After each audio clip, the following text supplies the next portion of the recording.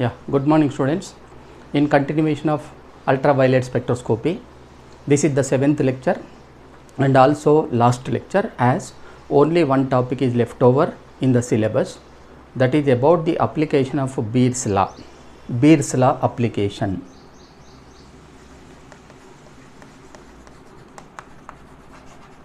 Application of Beer's law.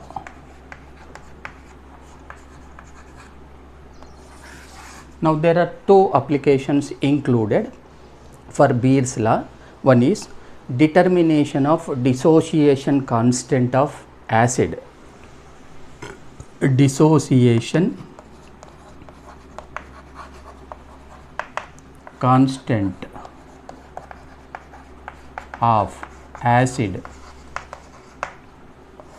that is weak acid. Determination of dissociation constant of weak acid, that is both acid dissociation constant, that is pKa, or a base dissociation constant, that is pKb. Acid dissociation constant or base dissociation constant of a molecule are determined with the help of Beer's law or with the help of ultraviolet spectroscopy if both acid form as well as base form of the molecule is capable to absorb ultraviolet radiation. So we can determine the acid dissociation constant or base dissociation constant using the Beer's law when the acid form of the molecule as well as its base form of the molecule, its base form is capable of absorbing ultraviolet radiation. For example,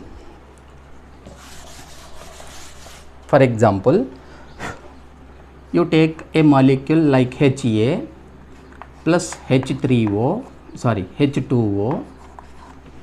addition of water, then there is a dissociation to give H3O plus A minus. This is an acid. Say Ha is an acid. Say it is a base form. Now, if the acid form of the molecule and as well as the base form of the molecule is capable of absorbing ultraviolet radiation, then only we can determine the dissociation, its dissociation constant pKa using the Beer's law. Now considering this example, say Ha is an acid. On hydrolysis it dissociated as A minus as well as H3O plus. According to Anderson equation,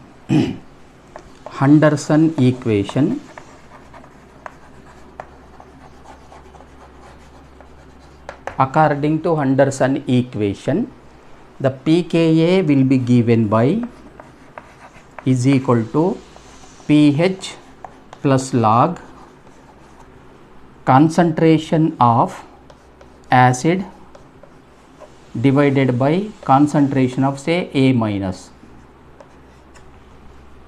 This is the Anderson equation. According to Anderson equation, the pKa will be given by the pH plus log Ha divided by concentration of Ha divided by the concentration of A minus dissociated. Say Ha is undissociated.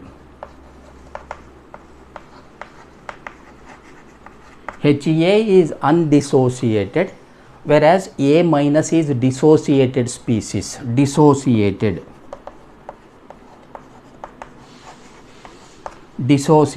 species. Is it clear? So Ha is the starting molecule, undissociated, and A minus will be the dissociated molecule, dissociated species. Now at half neutralization, at 50% neutralization, the concentration of undissociated species will be equal to the concentration of dissociated species. Is it clear? For a reaction that is Ha plus H2O gives rise to A minus plus H3O plus. This is the reaction. Now where at 50% neutralization, 50% reaction, that is called as half neutralization. Now the concentration of starting species, that is acid, that is undissociated, will be equal to the concentration of dissociated species. Is it clear? That is the ratio of undissociated species to the dissociated species become 1. The ratio become 1 because the concentrations are same for both undissociated as well as dissociated at half neutralization. Therefore the ratio become 1. When the ratio become 1 at half neutralization, what happens? pKa is equal to pH plus log 1. Log 1. The ratio of these two species is 1, log 1. We know the log 1 is equal to 0. Log 1 is equal to 0. Log 1 is equal to 0. Therefore, what happens? The pH is equal to pKa. Is it clear? At half neutralization, that is 50% reaction, the ratio become equal to 1. Therefore, log 1 is equal to 0, and hence at the half neutralization, the pH value of the solution will be equal to its pKa. pH is equal to pKa. Is it clear? Now, the pH of the solution or the pH of the acid solution is measured at half neutralization with respect to optical density. Are you following? At half neutralization, this become equal to pKa. So, with the help of ultraviolet spectroscopy, the pH of the acid solution at half neutralization is measured as a function of its optical density. Once the pH of the solution at half neutralization is measured, it equal to its pKa. When we know the pH value at half neutralization, this can be achieved by measuring the pH value of the acid solution at half neutralization with respect to solution optical density. Once when we will get the pH value from the UV spectra, then we can know the pKa. So, the pKa is determined from the pH of the solution at half neutralization. Now, the acid dissociation constant Ka, acid dissociation constant Ka is determined taking antilog for pKa value. Is it clear? It is a simple concept where we can measure the pH value of the solution with respect to optical density. Once at half neutralization, pH value is known, that will be equal to pKa. So, once we determined the pKa value of an acid, from which we can measure the acid dissociation constant, that is Ka, by taking simple antilog for pKa. So, this is the Beer's law application to measurement of dissociation constant of acid. For example, you take a phenol. Example, phenol is a weak acid. Phenol is a weak acid. It dissociated into a phenoxide ion. Phenol is dissociated into a phenoxide ion. this is phenol dissociated into phenoxide ion O minus plus H plus, O minus plus H plus. So this is the dissociation of phenol. Now here the phenoxide ion as well as the phenol both are capable of absorbing ultraviolet energy. Therefore Beer's law help us to determine its dissociation constant, acid dissociation constant. So here the phenoxide ion absorb energy at 287 nanometer, energy at 287 nanometer. Now at 287 nanometer its pH value is determined, pH value is determined like this: 0, 1, 2, 3, 4, 5, 6, 7, etc. pH value of phenol on x-axis, optical density on y-axis, optical density on y-axis. So a phenoxide ion after its dissociation it absorb wavelength at 287 nanometer. Therefore at 287 nanometer its pH, the solution pH is measured as a function of optical density. Then optical density, then we will get a curve like this, a curve like this indicated after its interpretation. Now we can interpret, now we have simply we have to take the solution, a phenol solution, a reaction mixture at its half neutralization, its pH value is measured. pH here in this case the pH is equal to 3. Now pH is equal to, now this is an example, not exactly 3, the pH is equal to 3 for this, in this case. Is it clear? Therefore what happens, the pKa also become equal to 3, the pKa also become equal to 3, because at half neutralization pH is equal to pKa. Therefore pKa is equal to also 3. So the Ka can be determined from pKa by taking its antilog. So in this way we can determine the dissociation, acid dissociation constants of both, not only acid, for also bases. Is it clear? Now coming to the second application of Beer's law, to mixture analysis. To mixture analysis, B, mixture analysis, mixture analysis.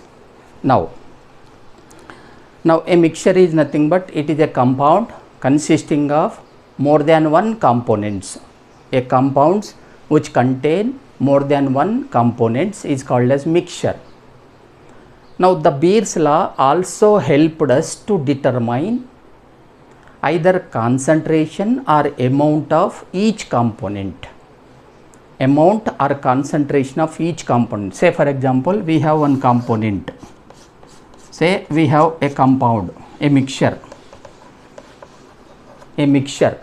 it may contain n number of components like A, B, C. Now here in this case the mixture contains 3 components, one is A component, B component and 3 C component. Now we don't know their ratio or their amount, we don't know the concentration of A, concentration of B or concentration of C. So here the Beer's law help us to determine or predict the concentration of each component present in a mixture, with the help of recording of its ultraviolet spectrum. Example, a component contain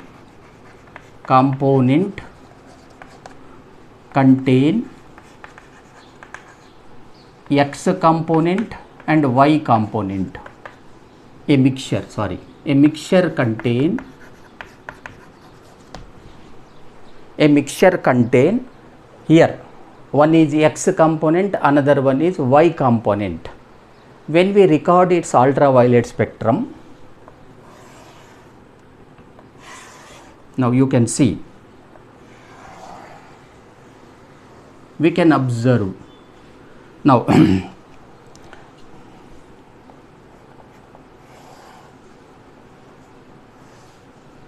say this is delta 1, this is delta 2. On x axis there is a wavelength, on y axis there is an intensity, say optical density A. Now if we record a mixture of x, y, we have a absorption bands like this. This is for a mixture. Absorption band is for a mixture of x and y. X and y. Now similarly, another band for only x component. One absorption, this is the first curve is belongs to a mixture x component and y component absorbing wavelength at delta 1 and lambda 1 and lambda 2. Now similarly, the second absorption band is only for x component, only for x component absorbing wavelength at delta wavelength at 1. Similarly, the y component,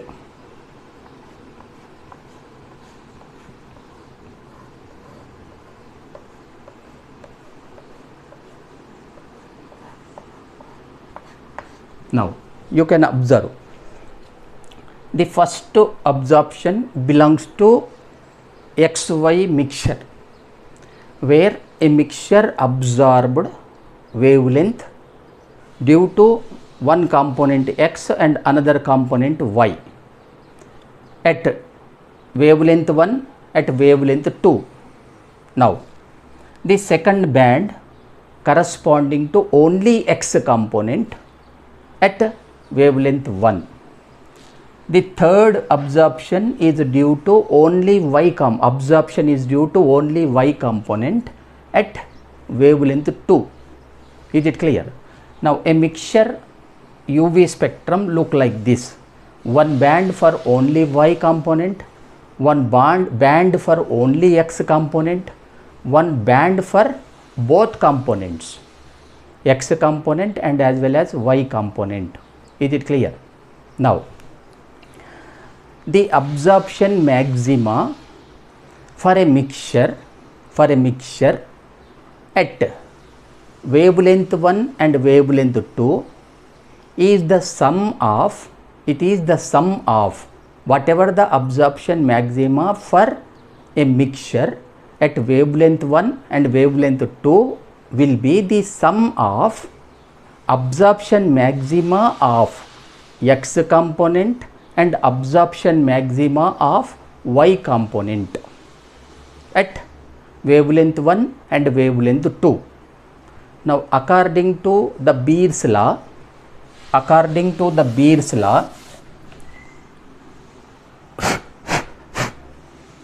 where optical density is equal to molar extinction coefficient into L into C. Now this is the equation which we are derived or observed in the first lecture. So according to the Beer's law,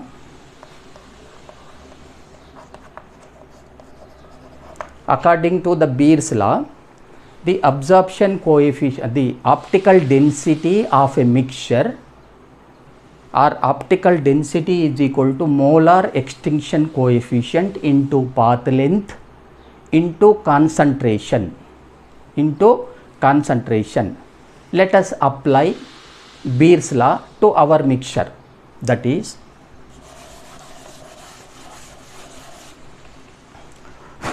at wavelength 1,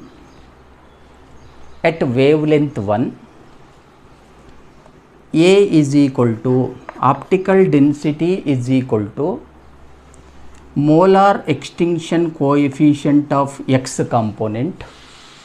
We already discussed that the absorption maxima for a mixture will be the sum of absorption maxima of X component and absorption maxima of Y component at wavelength 1 as well as wavelength 2.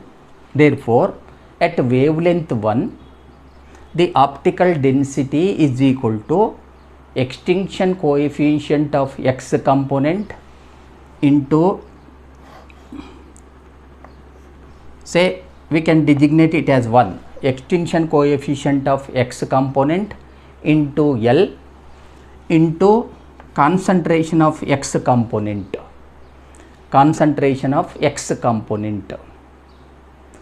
plus it is a sum, we already told that it is a sum of both component, plus molar extinction coefficient of Y component into L into concentration of Y component. Is it clear?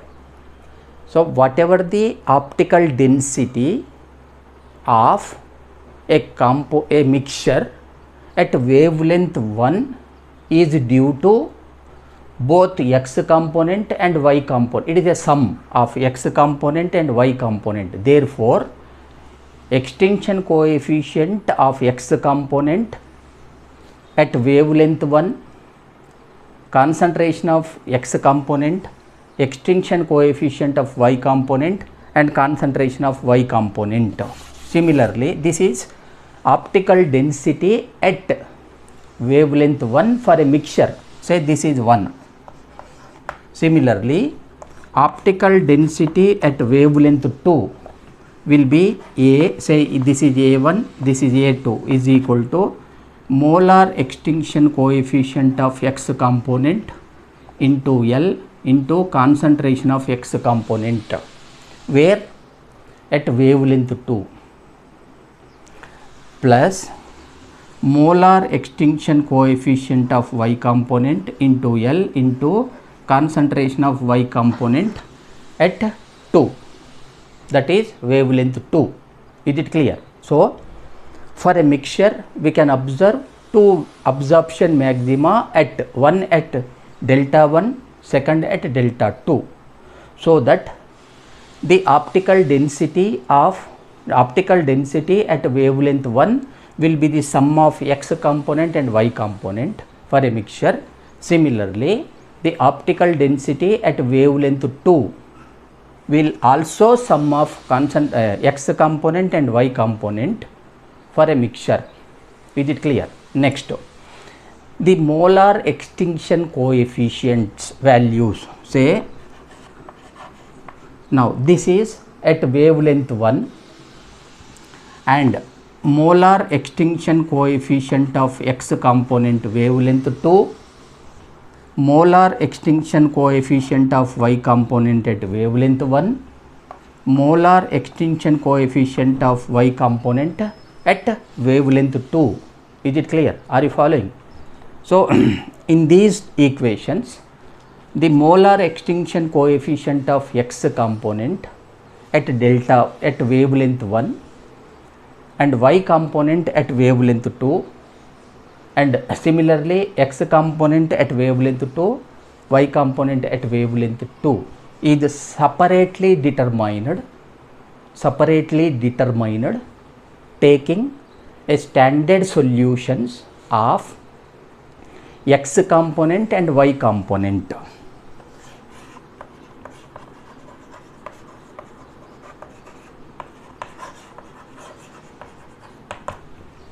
Is it clear? Now, you can observe.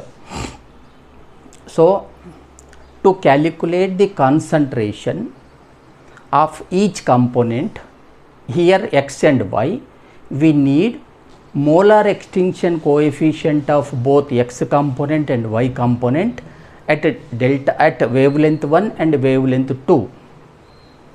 Now, it can be determined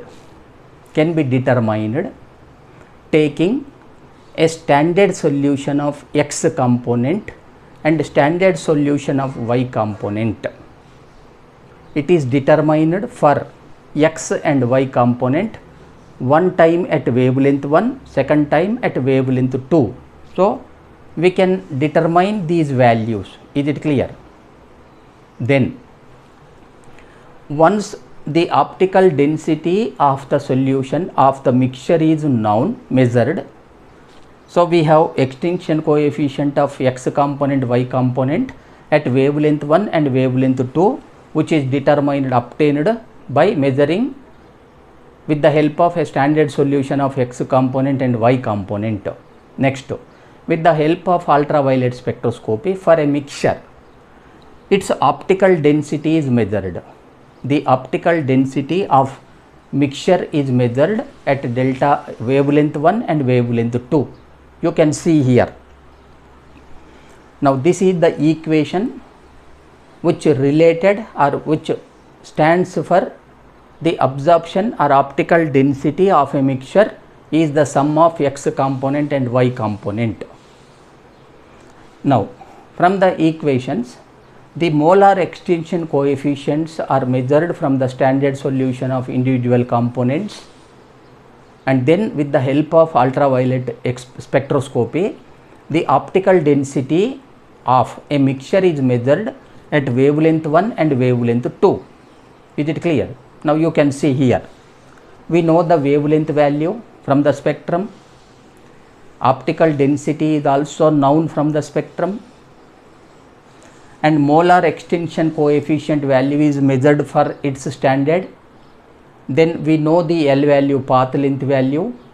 Then we will get the concentration of x component and concentration of y component. Is it clear? A simple equation. Wavelength 1 is the known value obtained from the spectrum. Optical density is measured with the help of ultraviolet spectroscopy. Extinction coefficients are measured taking a standard solution of x and y. L value is also known. This is the path length. Then after substituting A value, molar extinction coefficient value, L value, we can get the concentration of x component, concentration of y component at wavelength 1.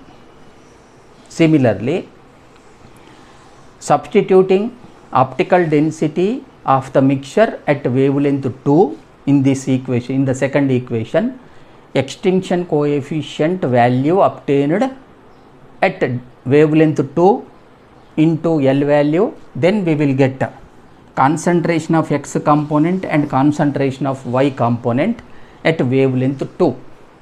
Is it clear? In general, in this example, we will get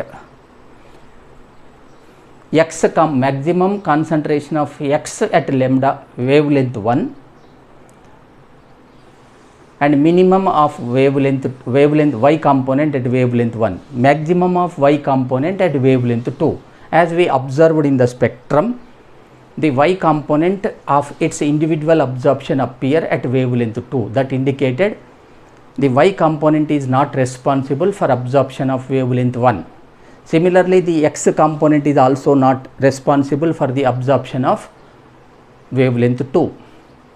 So this is the Beer law application to mixture analysis. A simple, when we record the mixture, we will get the absorption of a mixture which is due to both component x and y component or whatever the component present in the mixture.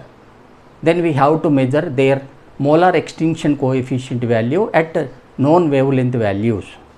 After that, with the help of ultraviolet spectroscopy, once we measure the optical density can be obtained from y axis. So once optical densities are obtained, substituting optical density as well as molar extinction coefficient value of each component, then we will get the concentration of the component at the known wavelength value, wavelength 1 and as well as wavelength 2. So this is about mixture analysis. So with this I completed I complete today's lecture.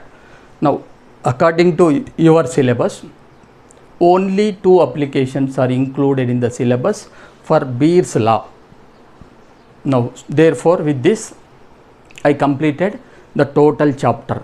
Once again I repeat, the ultraviolet or electronic spectroscopy chapter includes the topics like energy levels in a molecules, electronic transitions, presentation, terms used like auxochrome, chromophore, bathochromic shift, hypsochromic shift, hyperchromic shift, hypochromic shift, followed by factors that are affecting the absorption maxima, solvent effect, structural effect, that is conjugation effect, and stereochemical effect like cis trans and cross conjugation, and then calculation of absorption maxima for diene and triene and alpha beta unsaturated carbonyl compounds, benzene and its derivatives,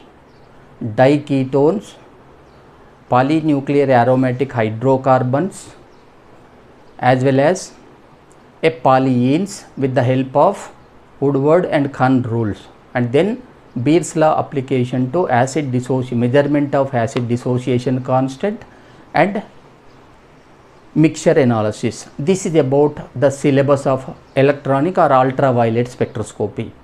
So, I covered all the topics which are included in the syllabus. So, with this I complete today's lecture as well as ultraviolet spectroscopy. So, only 2 units are allotted to me, one is proton NMR spectroscopy and ultraviolet spectroscopy. The 2 units are completed successfully. I wish you all the best for your first semester of MSc Chemistry. Thank you very much.